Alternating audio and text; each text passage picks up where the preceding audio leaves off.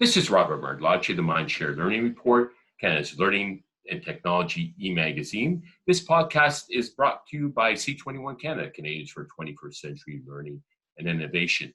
I'm honored to have joined me for a MindShare Learning moment, Denise Andre, who was appointed Director of Education and Secretary-Treasurer of the Ottawa Catholic School Board in July of 2015. She has been with the Ottawa Catholic School Board for 42 years and has served as a teacher, department head, vice principal, superintendent, and associate director. And she is preparing to go into active retirement. What an honor to have an opportunity to catch up with you before you go into the next chapter in your life, Denise. Thank you, Robert. It's great to be here and an honor as well to be chatting with you. Well, how does it feel? What's, the coronavirus hits and it has really put education on its heels, and we're having to pivot enormously. So much for an easy sailing into the sunset, so to speak. Somebody up there has challenged you as you prepare for the next chapter. And first of all, I hope you and your family are healthy. And Yes, we are. how's the final chapter of your career at the Ottawa Catholic so far been? Well, as you said, it's been anything but normal, and I guess it's never normal when you're preparing to retire, but at the same time, this has been a very unusual year. It's interesting. I think there are challenges like this that define people and that people remember you for. And I go back to the first time that I had to speak to the whole district, all of our employees at our Christian Community Day, our big professional development day. And on my way there, I was in a car accident. And wow. Yes, it was interesting, and left the car with my husband and proceeded to jump in a taxi in the rain to head down to the Congress Center to speak. And I've spoken every year, but at this Christian Community Day, but everybody still remembers that day when I was able to, I guess, recover from that and get on the stage and speak. Incredible. And and it's little things like that that people remember. And I think these are challenging times, but I think we all have to rise to the occasion as leaders and continue to show, obviously, the confidence and the positive outlook so that people feel motivated to be able to continue despite some of these difficult situations. Well, it's certainly about courageous leadership, and I can't think of anyone more that exemplifies that. Thank you. There are many accomplishments through your career at the Ottawa Catholic School Board. What are you most proud of as you prepare to depart? There's a lot of things I'm very proud of. Obviously, I'm very proud of the board itself and what we are like as a community. We're a relatively large board, close to 45,000 students, and we've continued to grow in enrollment over the years. And I think that's part of the reputation that the board has as being an innovative and exciting place to work and to learn. So I'm very proud of that. I'm very proud of the relationships that we have within our board. And we can't do anything without those relationships. As we've talked about in our C21 group, we talk about the fact that change happens at the speed of trust. And that trust comes from relationships that are nurtured every day. It doesn't happen just with one interaction. It continues, and it's in the day-to-day interactions that we have with people that makes the difference and shows how they can trust us and how we can trust them. I take a lot of credit as the CEO of the school board, but I can't do that on my own. I have to trust that the 5,000 employees that we have are all doing their part as well. And that trust comes from strong relationships within the organization, as well as looking at it from every level of the organization, that we all are leaders as within this group. Well said. Thank you. Innovation has been one of your hallmarks as a leader. Who instilled the growth mindset, and how important was the national collaboration with colleagues and mentorship through C21, CO Academy, and in other organizations? Well, if I go back to who instilled the growth mindset, I guess it's a combination. I'm sure it's a lot of the nurture that came from my parents, as well as the colleagues I've worked with over time. These people who continue to support and affirm and allow you to grow and spread your wings and try different things. To be able to be entrusted as somebody who came from within the system to lead the system was a great honor, and I do thank our Board of Trustees for that, for entrusting me with this wonderful privilege to be the leader of this organization.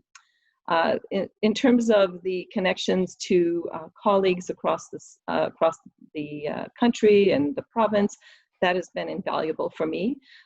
In terms of getting other views, obviously learning from others' experiences, and I learn so much. Our monthly conference calls that we have, and oh, how I miss our face-to-face meetings that won't happen, I'm sure, anytime soon. But those opportunities to learn from one another is invaluable, and that happens in many organizations. But when you have a cross-Canada organization like C21, where we can have conversations with people internationally, as well as from coast to coast to coast, to hear what people are doing and to learn from them, has been tremendously enriching. And I do bring that back to our system. We're always open to learning. We host a lot of delegations from other countries as well. So we do host delegations from, we've had people from China, from Finland, from Peru, from Uruguay, from the US, and so on. And we host them not just to showcase what we're doing, but to learn from them. And that's a key point that was illuminated by one of your colleagues in the Coquitlam School District, and how they host many delegations and they speak at conferences and travel internationally. It's that that sharing that occurs that is very powerful when you're, so fascinating. Now, we touched on COVID earlier in the introduction. It has led to a massive adaptation to school system. If you could write a playbook for the incoming leader, Tom D'Amico, who I know well, great choice. What key learnings would you include in that? You're right. I don't think Tom needs much of a playbook. I have certainly great confidence, and I'm thrilled that he is my successor. But I guess in terms of looking forward, we've been talking about some of the unlearning we have to do. And so not just the learning, but the unlearning. So what from this experience can we take and let go of some of the practices or things we did before that we don't need to bring forward? And what is some of the new learning that we can bring into this next phase of when we do go back over the next year and so on. So we fully expect that there could be opportunity, or the occasion where we have to go back to distance learning. There are also hybrid models that we are looking at. We're looking at all kinds of options, and certainly looking at other jurisdictions and what they are doing. But I think going into this with the idea that take those silver linings, those moments of learning that the growth that people have made in terms of using digital platforms, and find ways to continue that momentum, because everything from the adaptation to what professional learning has looked like, as an example, very quick, in the moment, as needed, how to videos, just in time learning, recorded so that people can go back and watch it when they need it.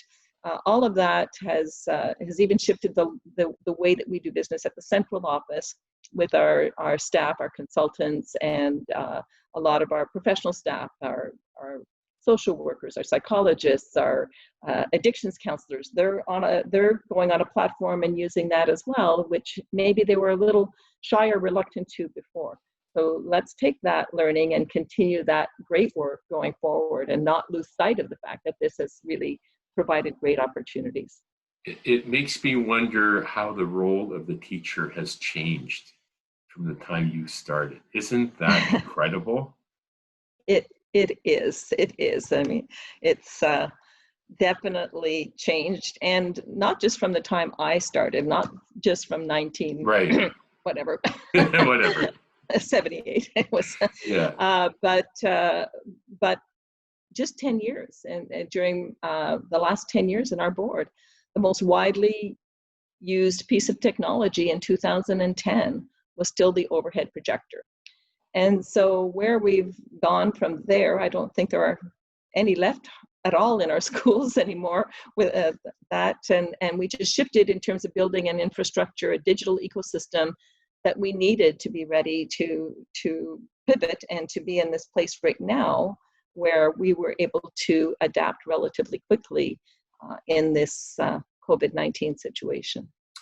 And you talked earlier about the vision document that the board created back in 2010 off air, and that's incredible to have laid out that how important is a vision today to craft.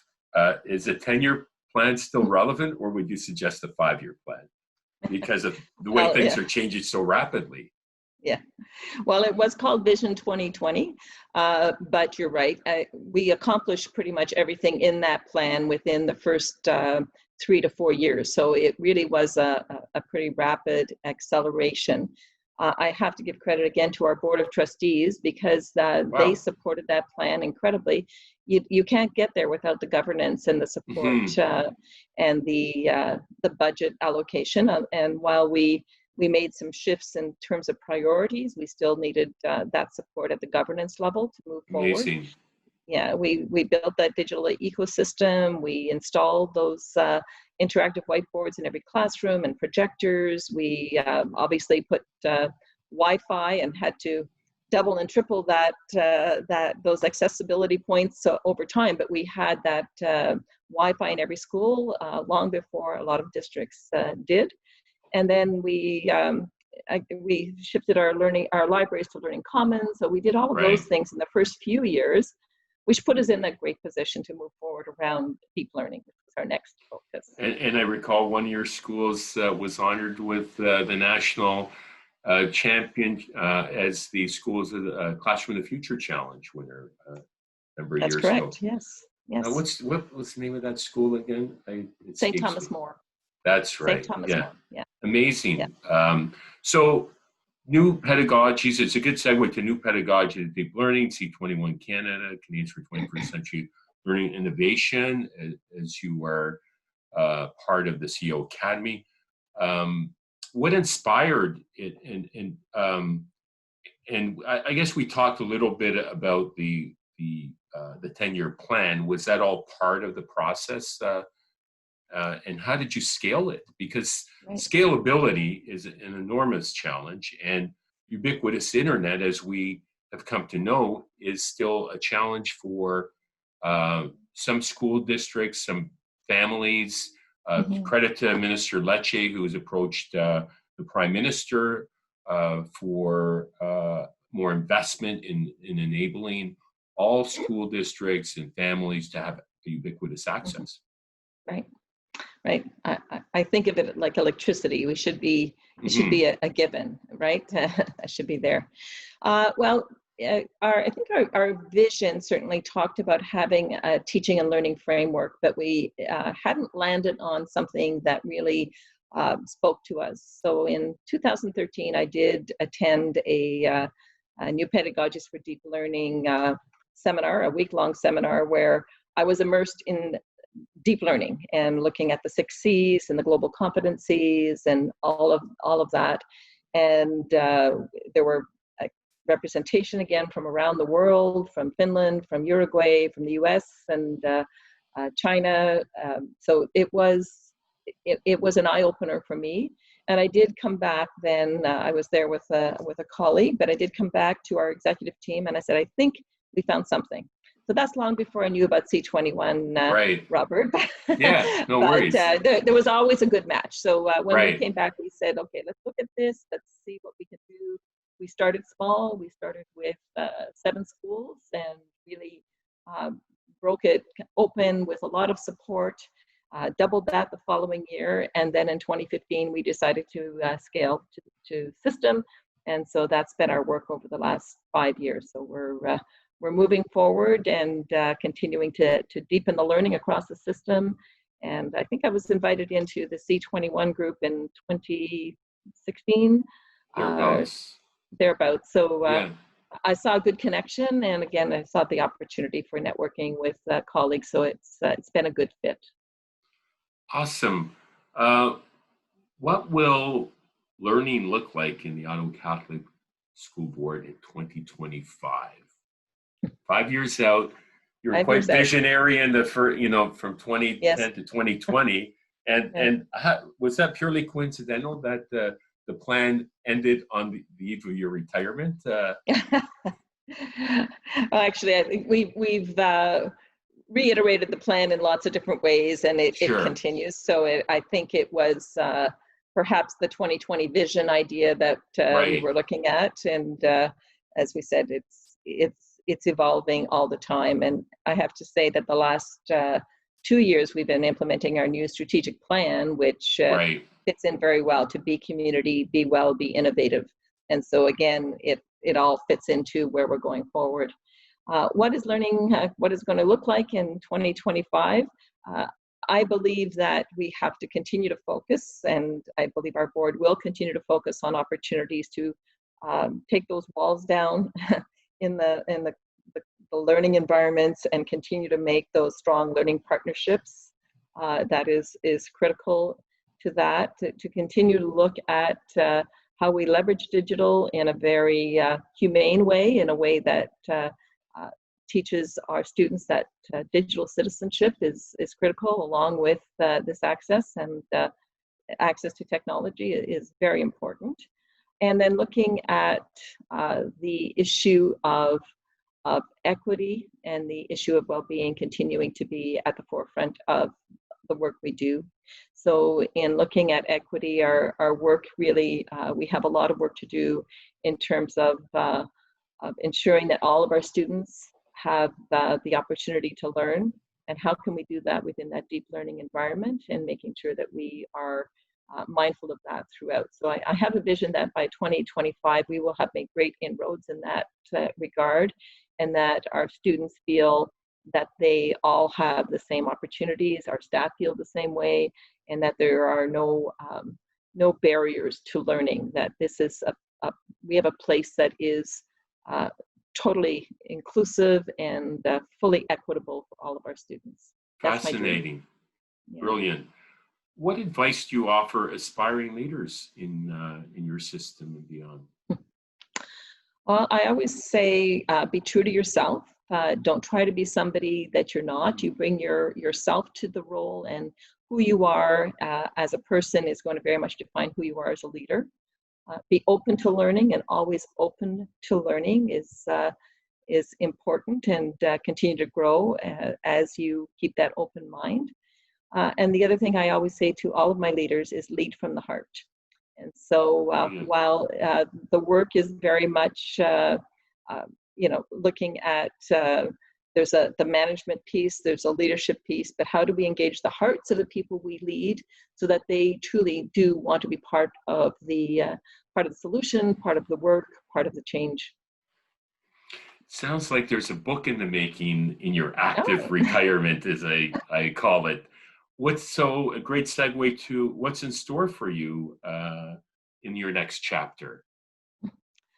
Well, Robert, I've been too busy to start applying for jobs, let's say. Yes. But I did say that I would keep an open mind and an open heart to opportunities that come. I feel like I still have a lot that I want to learn, and a lot that I want to share, and a lot that I want to be involved in terms of the exciting changes that are happening in education in our province, in our country, and I really want to be part of that. So that definitely that active retirement, or the next step, whatever we want to call it, is my goal.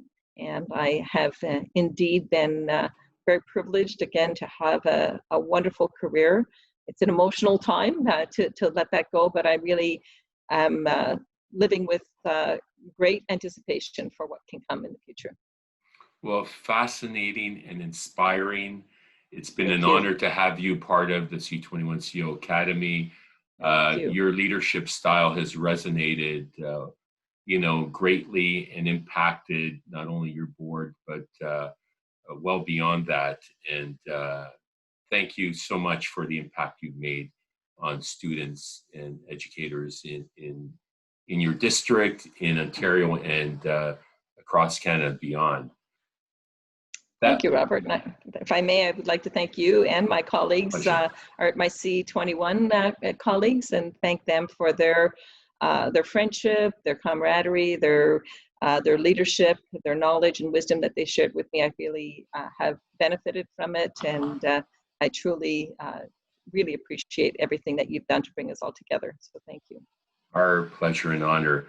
That was Denise Andre, the Director of Education and CEO at the Ottawa Catholic School Board. My name is Robert Martellacci of the MindShare Learning Report in C21 Canada. Be sure to check out www.c21canada.org to get your latest information. And until next time, stay healthy, stay safe, and keep the learning curve steep.